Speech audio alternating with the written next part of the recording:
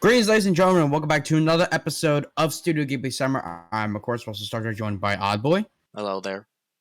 And after the events that were ocean waves, I really just needed anything somewhat satisfying or somewhat, enjoyable to experience after that. And today we're going to be talking about their ninth, I think, film. Yeah, ninth. Released in 1994. We are talking about Pom Poko, which was released in I believe July of that year. Yeah. This is a very different sort of movie compared to Ghibli's track record with characters up until now. But we'll get to that in a little bit. This was made with a budget of around $12 million in that's in USD.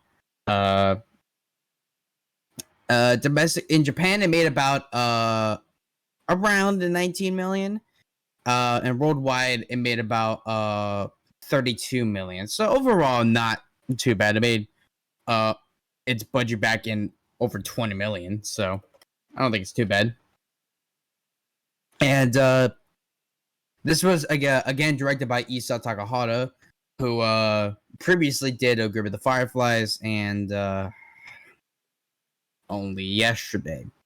I'm already starting to notice a pattern. He's always directing the movies in like the threes. The third movie he did, the sixth movie he did, now the ninth movie. Yep. Quick maths. And due to his track record so far with Studio Ghibli films, I did not know what to really expect from this movie. Because while Girl the Fireflies was a emotionally draining but overall fantastic movie, Only Yesterday made me want to, just die slowly in excruciating pain. So I did not know what to expect from Pom Poko. But Franco, you technically had previous experience before me, and by previous I mean like a few hours earlier. So you kind of knew what I had, what the experience was for me. Yeah. Or what I was going to experience. Yeah.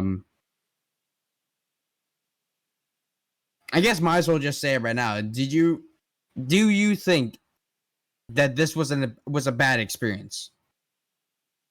Not really. Like, it's overall just okay. There are a few moments where I did like it, but it's not. I don't really enjoy this as much as like all the other Ghibli movies, but I don't hate it compared to like Only Yesterday and Ocean Waves. Yeah. But overall, just okay. Yeah, I'm gonna have to agree with that. I mean, like, overall, I think I was expecting maybe. I don't know if I was expecting too much from this movie, but overall, it didn't really give me like the story-driven, plots like previous Studio Ghibli movies have given me. But this one wasn't as plain as like Only Yesterday or Ocean Waves, which I think is what detrimented those movies severely. So this is like very much in that middle ground where it's way more enjoyable than those two, but overall compared to the rest, it's not as good. Yeah. But I think we'll talk more about our thoughts and stuff later. But to go over to the summary real quick, basically, Tanukis. Yeah. I think that's yeah. So Tanukis, beloved folktale characters, are viewed as bringers of fortune, with shape-changing abilities. In this film, their forest home is threatened by urban development, and to save it, they must use all their supernatural talents to try and preserve it. So very simple, Yeah. but it's really not about the overarching plot.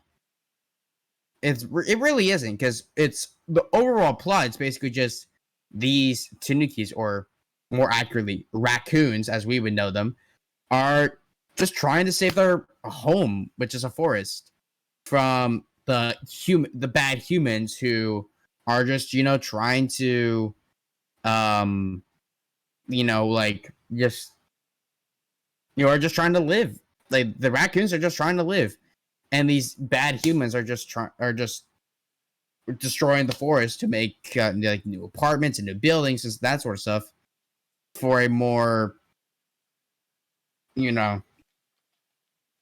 easy looking town. So yeah, the plot overall is very simple. It's really what happens inside the plot, or what the like intricate little details are, is what really matters about this movie. And overall, I think they do it all right. I mean, do you want to say anything else before we move on to the cast?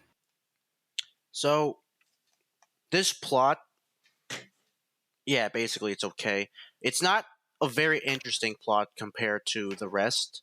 Yeah, like some of the other ones. Yeah, but at least it had a plot, unlike Only Yesterday and Ocean Waits, where they basically just had no plot. Yeah. But this plot, or this whole movie, I guess, just think of it like the Nature Channel, but as a movie, and that's kind of how this story is delivered, as if like the Nature Channel commentator. Yeah, I guess you can kind of say like that. Yeah, you're kind of really just witnessing these animals go through, or really these raccoons going through, this traumatic experience in their lives, and they try everything that they can, and they think they know how to do, to try and stop it, but spoilers, it ultimately does not really work out in their favor.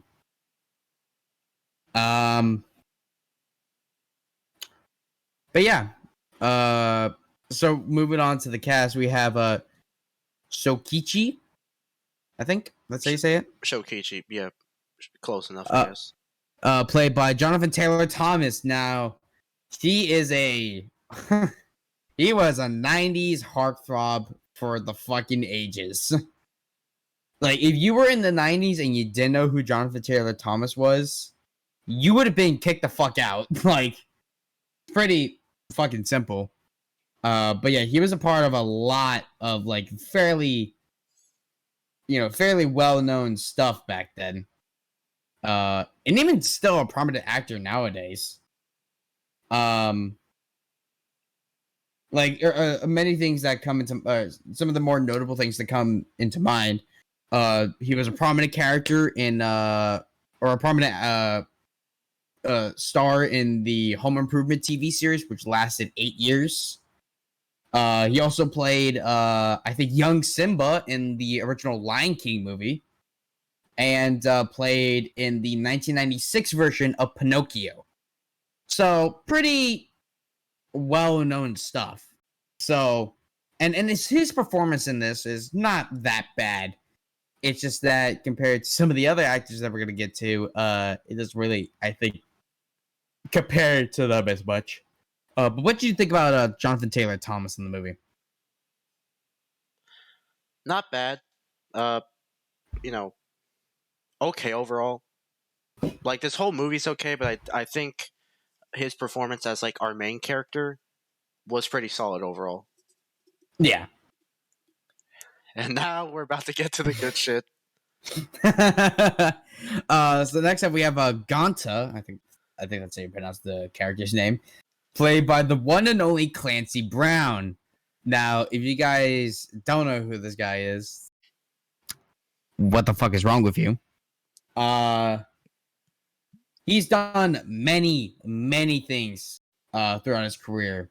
Such notable things as being the villain in the first Highlander movie, being a prominent role in Starship Troopers, as well as Pet Sematary 2. But definitely his most famous role is the being the voice of Mr. Krabs in SpongeBob SquarePants. Oh yeah, Mr. Krabs. Didn't he also play another character who you do know? Oh yeah, I forgot about that. So he not only voices Mr. Krabs in SpongeBob, he's also the fucking voice of Lex Luthor in Superman the Animated Series, which, funnily enough, we also had Tim Daly playing the father in My Neighbor Totoro. The stars are aligning over here. What the fuck? What the fuck is this? Kevin Conroy's next?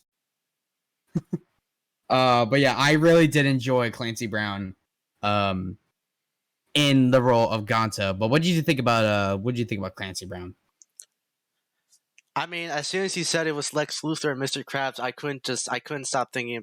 couldn't stop picturing them both as Ganta. But overall, just removing those two characters, I thought he was pretty great overall. Like, Ganta's supposed to be the one tough dude who will just do anything. I think Clancy Brown definitely delivers as well. Yeah. I know what's next. So, for any of my Spider-Man fans out there, get ready to jump out of your fucking seats here. Next up, we have Caesarmon. I think that's how you say his name. Yeah, I think. Who is played by, or who's voiced by J.K. Simmons. Again, just like Clancy Brown, if you don't know who J.K. Simmons is, like, who the fuck are you? Fucking J. Jonah Jameson himself is in this. Exactly, it's fucking J. Jonah Jameson from not only the Sam Raimi Spider-Man trilogy, but also recently in some of the Tom Holland Spider-Man movies too. And he does great as usual as not as a dick this time.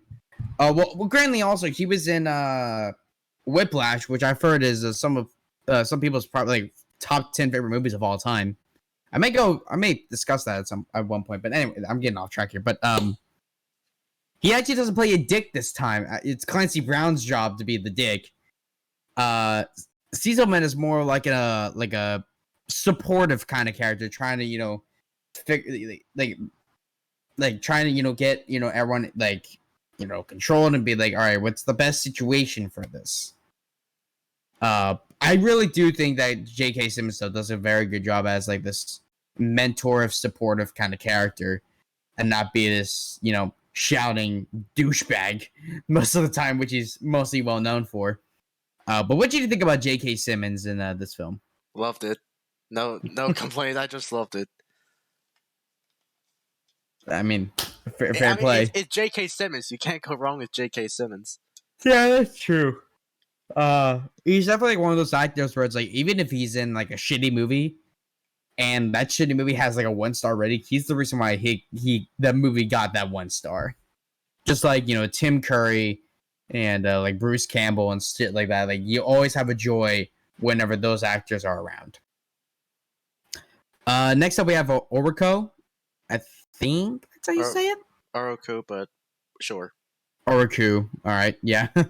Played by Trace McNeil or McNeil, I think. I could be totally wrong about that. She didn't really she didn't really catch in my eye. But it could be totally wrong about that. Oh, okay, so she's a prominent voice in she was a prominent part of Chippendale Rescue Rangers. She was also a part of Animaniacs. I think she was the fuck. What was the girl Animaniac? I forgot.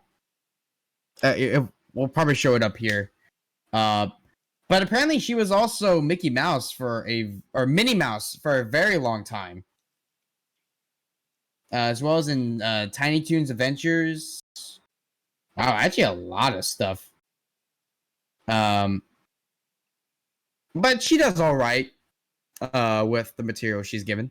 But what you think about her? Thought it was okay overall. Like, I'm not as attached to her character, but uh, for what she's given, I think she was okay. Like, she's supposed to be like that wise old character, but also she doesn't fuck around as well. So Yeah, also that like the girl in like Animaniacs, it's like part of the three siblings, yeah, right? Like there's Yako, Wacko, and then the character, the girl is Dot. yeah. Oh, Dot. That's what his fucking name was. Uh, but yeah, I think she was all right. And then finally, for the characters that we're gonna talk about now, finally we have the narrator, played by Marcy March. I think that's how you say it. Oh no.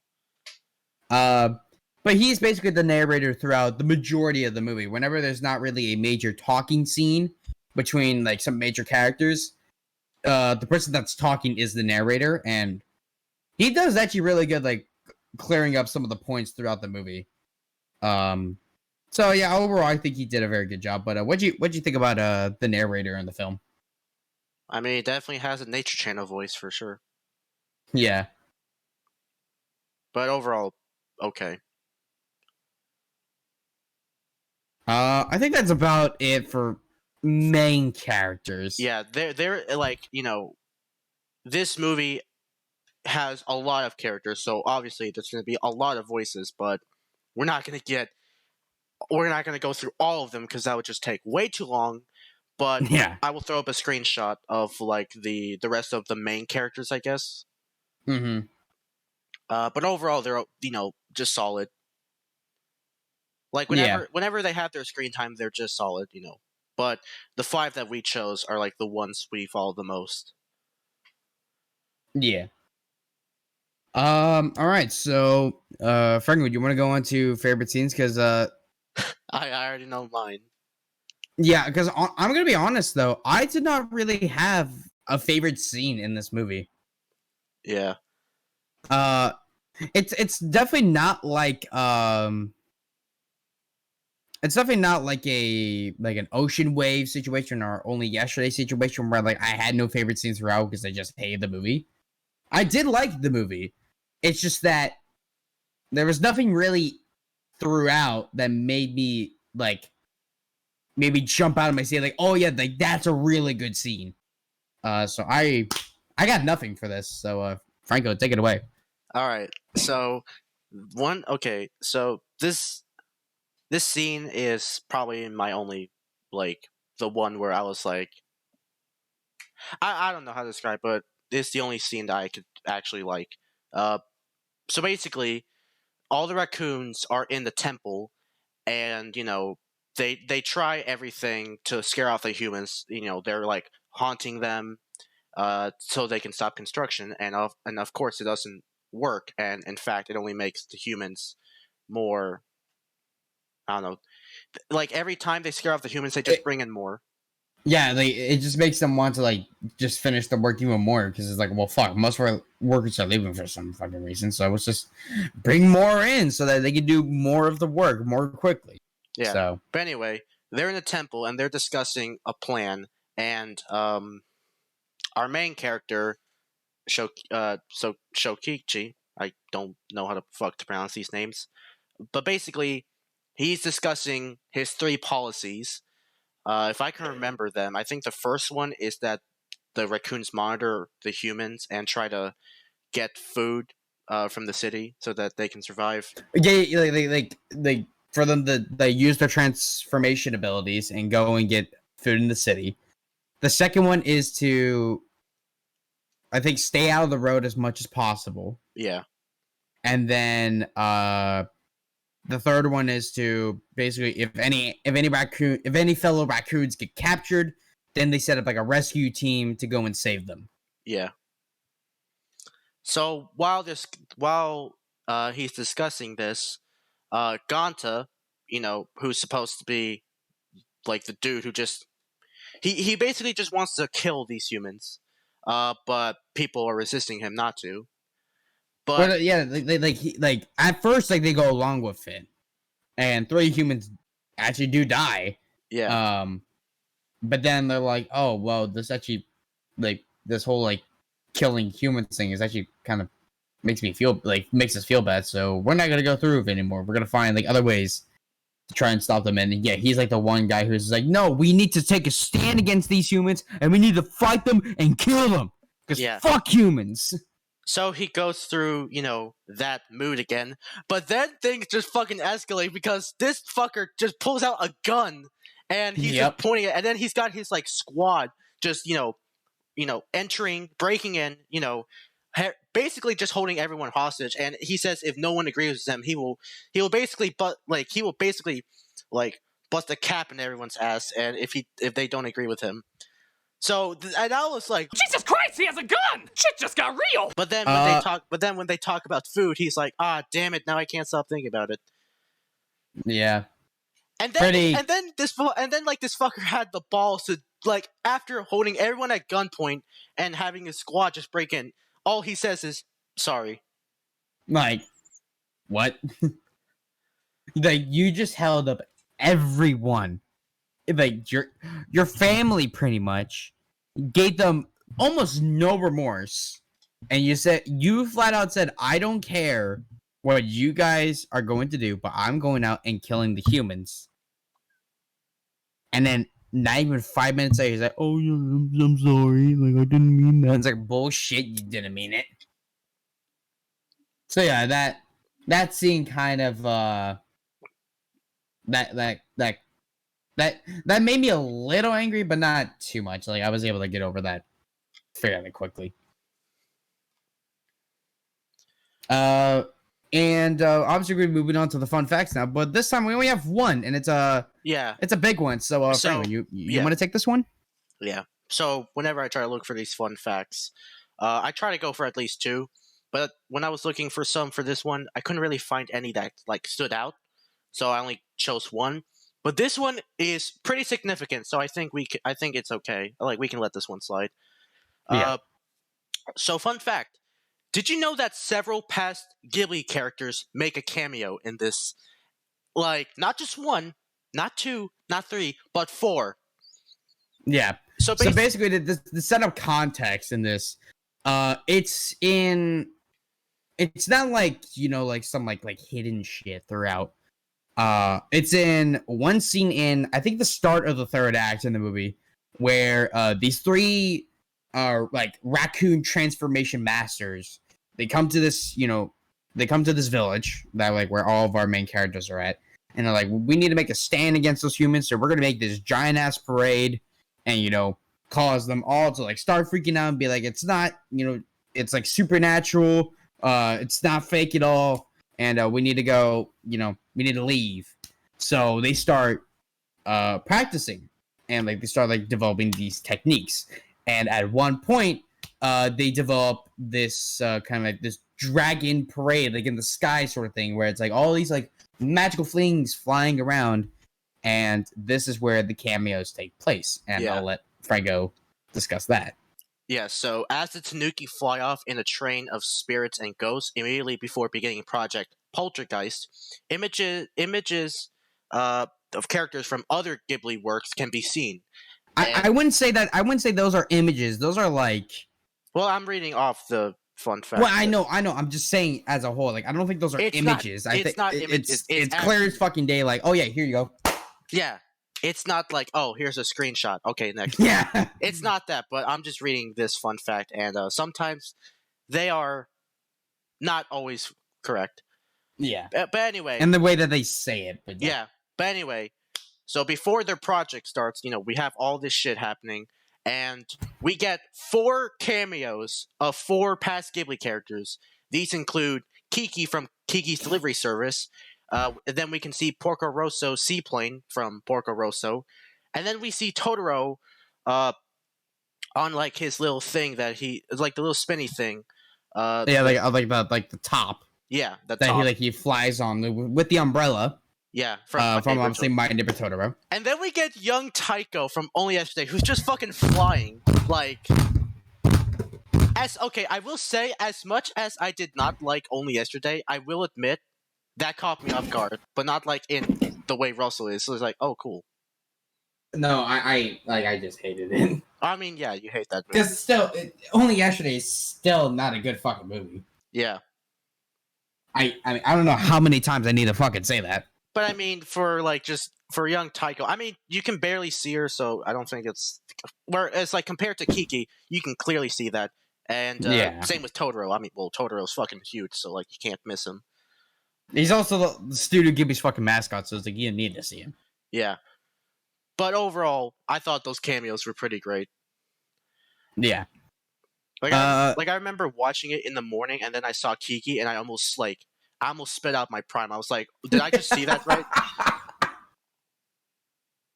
And I just finished my Prime bottle, I just realized. Oh my god. Yeah, for anyone who doesn't know, I'm getting Frank Alba on that Prime kick. So. He's been actually enjoying it a lot. I think you recently said like you tried blue raspberry and lemon lime? Yeah. I mean, I don't find lemon lime that terrible, but to really enjoy it, or any Prime at all, just fucking put that shit in the fridge overnight, and when you start to drink it, holy shit. Anyway, This is Logan Paul. You want to sponsor us? This episode of Studio Ghibli Summer is sponsored by Prime. Prime, go fuck yourself.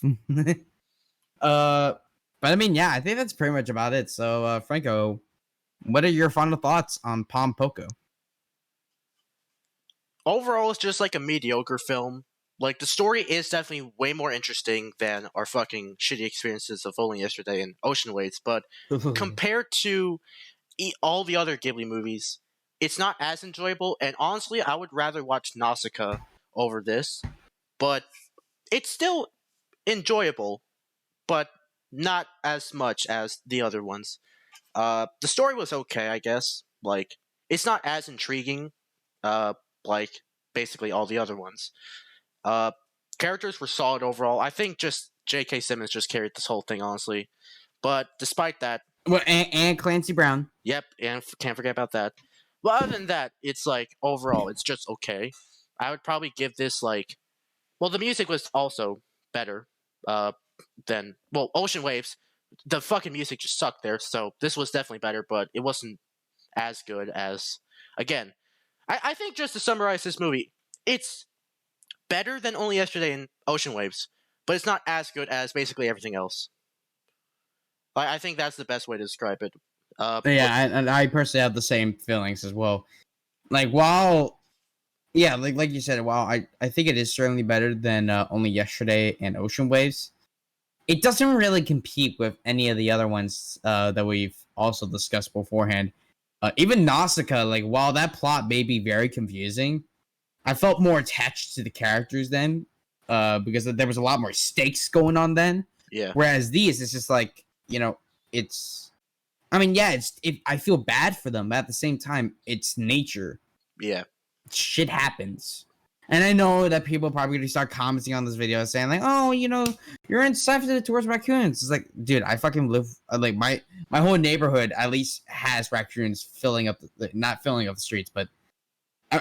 raccoons occasionally show up from now and again.